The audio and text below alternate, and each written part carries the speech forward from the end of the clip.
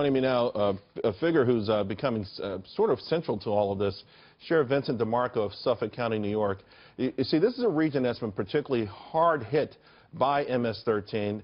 Sheriff, this crackdown coming from a federal level, obviously helping you. But before we talk about that, it's amazing to a lot of people that MS-13, a gang that originated in Central America, came up through California, Texas, is now crushing, wreaking havoc on Long Island. How does that happen?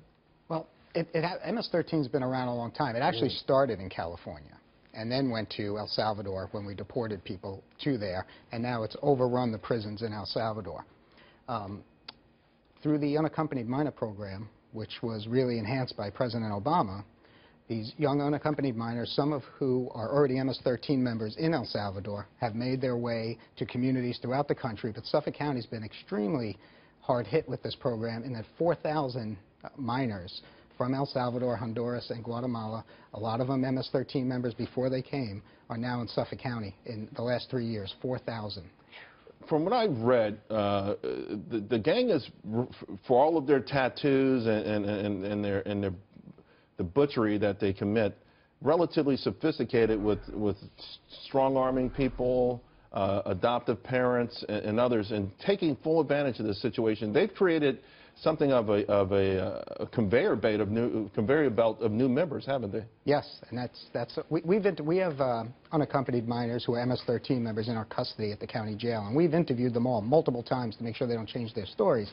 And what we found is that when they're gang members in El Salvador and they want to send reinforcements up to the United States, particularly, we're concerned about Suffolk County, they're making deals with the cartels who control the border along the Mexican side, the southern border, and they're arranging for them to cross the border. Some come over as unaccompanied minors and turn themselves in. Others the cartels make arrangements for them to cross the border, get them train tickets, plane tickets, train tickets mostly, or bus tickets to come up to Suffolk County. Right. So, Sheriff, what's happening now? Because the administration is really focused on your community.